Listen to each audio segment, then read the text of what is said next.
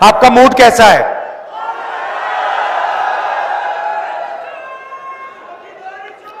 यहां पे आदिवासी भाई बहन आज ज्यादा आए हैं, तो थोड़ी सी मैं आपकी बात करना चाहता हूं। कुछ समय पहले किसी ने मुझे मोबाइल फोन पे एक वीडियो भेजा। मध्य प्रदेश का कोई नेता था, मुझे वीडियो भेजा। मैंने वीडियो को प्ले किया, प्ले दबाया और उस वीडियो में एक बीजेपी का नेता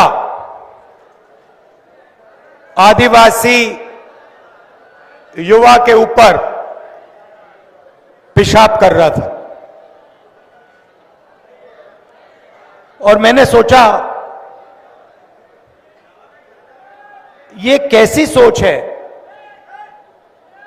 कि बीजेपी का एक नेता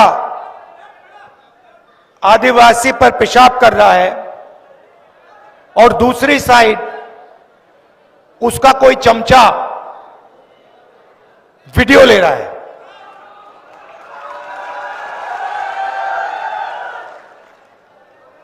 और वो वीडियो सिर्फ मध्य प्रदेश में नहीं,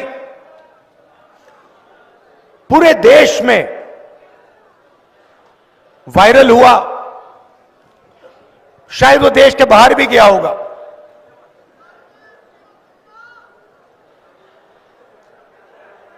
ये है विचारधारा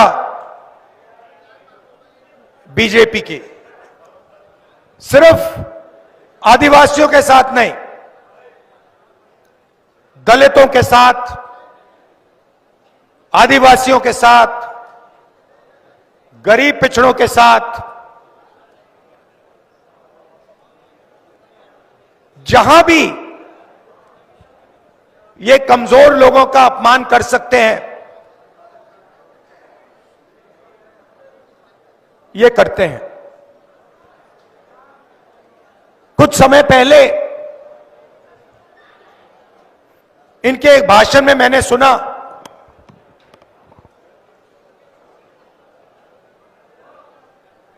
आदिवासियों को इन्होंने वनवासी कहना शुरू कर दिया। अब पता नहीं आप में से आप यहां युवा बैठे हैं, आप शायद कहो भाई इन दो शब्दों में क्या फर्क है, आदिवासी में और वनवासी में क्या बड़ा फर्क है। आदिवासी का मतलब वो व्यक्ति जो इस जमीन का सबसे पहला मालिक था।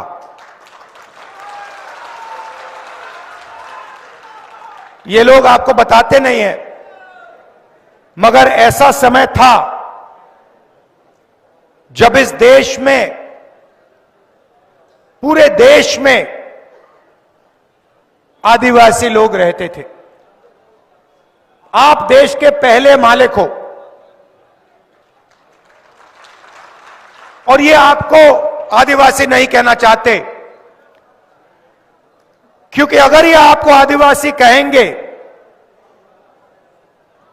तो इन्हें आपको जंगल, जल और जमीन का हक देना पड़ेगा।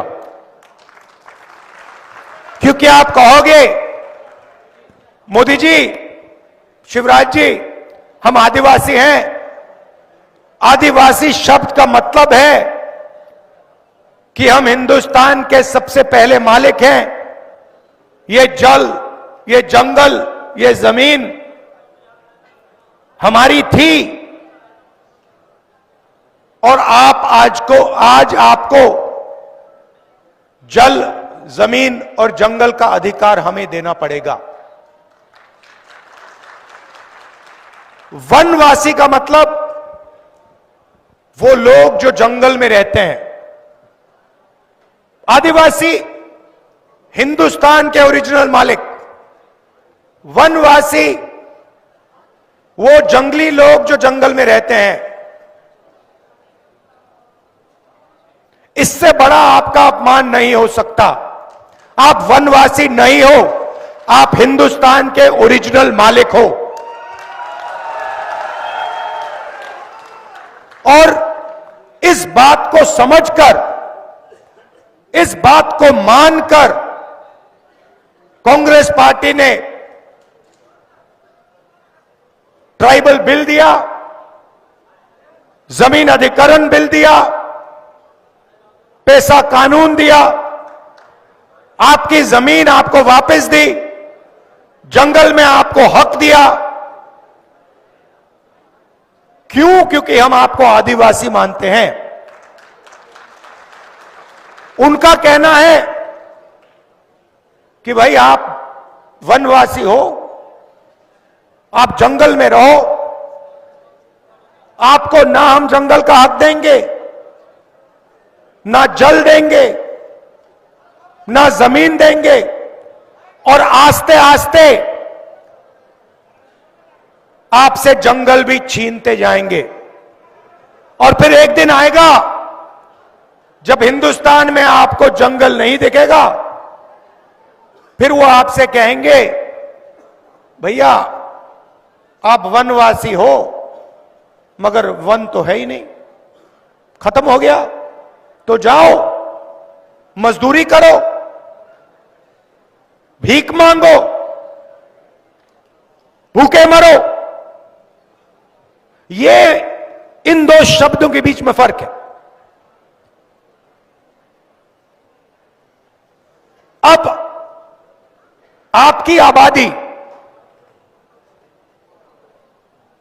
हिंदुस्तान में तकरीबन 8% है। यह नंबर याद रखिए। जीतू जी, मध्य प्रदेश में आदिवासियों की आबादी कितनी है? मध्य प्रदेश में आपकी 22% है, 24%,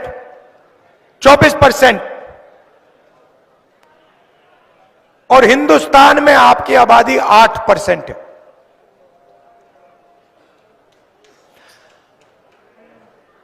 अब आप एक काम कीजिए, हिंदुस्तान की सबसे बड़ी कंपनियों की लिस्ट निकालिए। चाहते हो मैं आपको दे दूंगा, और उनके मालिकों के नाम पढ़िए। 200 मालिकों में से आपको एक मालिक आदिवासी वर्ग का नहीं मिलेगा। फिर मीडिया के मालिकों की लिस्ट निकालिए। ये बड़े बड़े जो एंकर हैं इनकी लिस्ट निकालिए। उस लिस्ट में आपको एक आदिवासी नाम नहीं मिलने वाला है। सही बोल रहा हूं, झूठ बोल रहा हूं? सही बोल रहा हूं ना? हिंदुस्तान की सरकार को 90 लोग चलाते हैं, आईएएस अफसर हैं,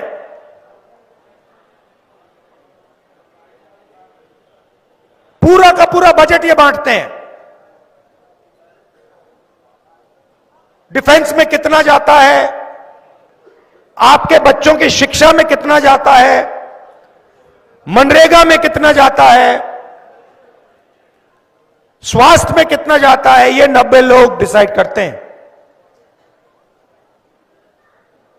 बड़े बड़े ऑफिसों में बैठते हैं, दिल्ली में मंत्रिमंडलों में बैठते हैं, और आपका पैसा, जीएसटी का पैसा जो आप देते हो,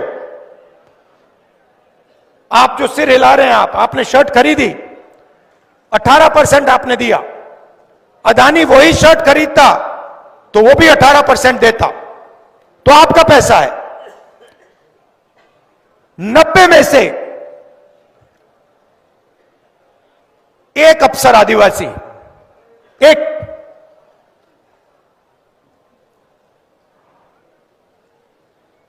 अगर हिंदुस्तान की सरकार 100 रुपए खर्च करती है बजट में,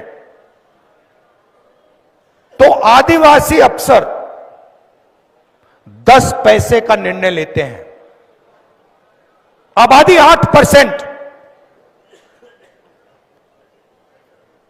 भागीदारी 100 रुपए में से 10 पैसे।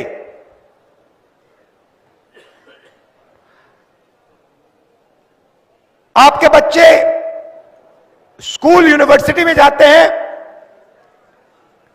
प्राइवेट कॉलेज, प्राइवेट यूनिवर्सिटी में आपको पैसा देना पड़ता है, लाखों रुपए लगते हैं। लगते नहीं लगते? लगते हैं ना। प्राइवेट कॉलेजेस यूनिवर्सिटीज के मालिकों की लिस्ट निकालिए,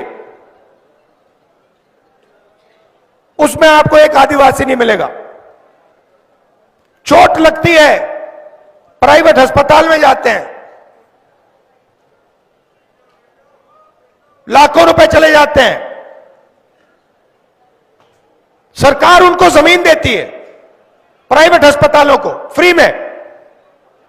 किसकी जमीन? आपकी जमीन।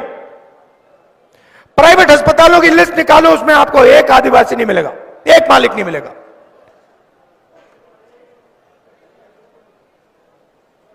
यह आपकी सच्चाई है। इसमें आप अकेले नहीं हो। जो आपके साथ हो रहा है वो दलित वर्ग के साथ भी हो रहा है, जो उनके साथ हो रहा है वो पिछड़ों के साथ भी हो रहा है, वो गरीब जनरल कास्ट के साथ भी हो रहा है।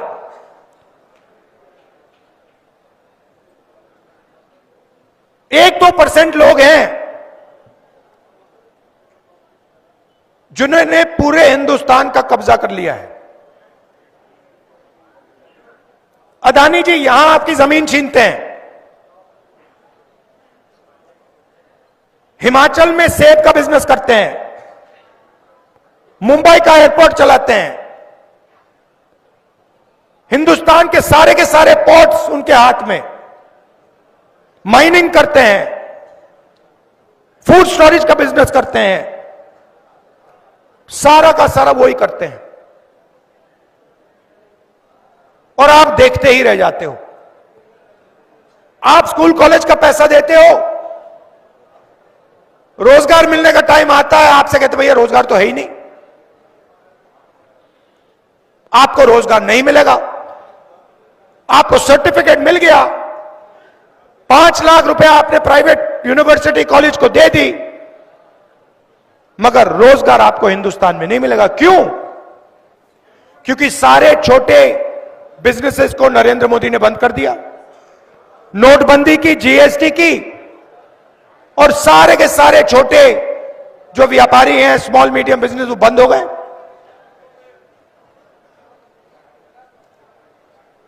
पूरा का पूरा काम 2-3 अरबपतियों के लिए हो रहा है। आपकी जमीन भी वो ले जाते हैं, पानी भी वो ले जाते हैं, जंगल भी उठा के ले जाते हैं।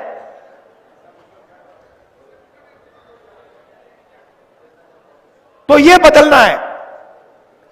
सबसे पहला कदम जाति जनगणना, जिससे सबको पता लग जाएगा इस देश में किसकी आबादी कितनी है, आदिवासी कितने हैं, उनके पास कितना धन है, कितनी संस्थाओं पर उनका कंट्रोल है, दलित कितने हैं, कितना धन है, कितनी संस्थाओं पर कंट्रोल है, पिछड़े कितने हैं, कितना धन है, कितनी संस्थाओं पर कंट्रोल है, साफ आपके सामने आ जाएगा। क्रांतिकारी कदम है। हरी क्रांति, सफेद क्रांति, उतना बड़ा कदम है ये। और ये जैसे ही हमारी सरकार आएगी हम ये करके दे देंगे आपको।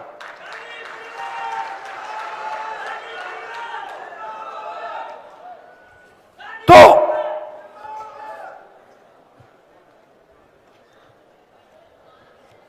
हम चाहते हैं कि इस देश में सामाजिक न्याय हो, आर्थिक न्याय हो, किसानों के साथ न्याय हो। किसानों का उदाहरण देता हूं आपको। हरियाणा पंजाब के किसान दिल्ली की ओर चल रहे हैं। उन्होंने सिर्फ एक चीज मांगी है, एमएसपी चाहते हैं, मिनिमम सपोर्ट प्राइस। बीजेपी की सरकार कहती है हम आपको एमएसपी नहीं देंगे। 100 अरबपतियों का उन्होंने 16 लाख करोड़ रुपया माफ किया। मतलब 24 साल मनरेगा का पैसा उन्होंने 100 लोगों का माफ कर दिया। और किसानों का कर्जा माफ नहीं कर सकते, किसानों को एमएसपी नहीं दे सकते। हमारी सरकार आएगी दिल्ली में, पहला काम जाति जनगणना, दूसरा काम किसानों को एमएसपी की लीगल गारंटी, कानून बना देंगे कि इससे कम पैसे के लिए उनको मिनिमम इतना पैसा मिलेगा, कानून बना देंगे उठाकर।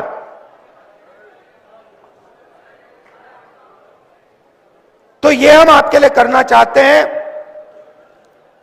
मैं आपको सिर्फ यहां कहने आया हूं कि आप हमारा समर्थन करते हो, आप हमारे साथ खड़े होते हो, हम आपके साथ खड़े हैं। जो भी आप हमसे चाहते हैं हम करने को तैयार हैं। जल, जंगल और जमीन की लड़ाई हमारी लड़ाई है, आपकी लड़ाई है। एक साथ हम ये लड़ाई लड़ेंगे और इस लड़ाई को जीतेंगे और आपका जो हक है वो आपको दिलवाएंगे। आप सबका बहुत बहुत धन्यवाद। नमस्कार, जय हिंद।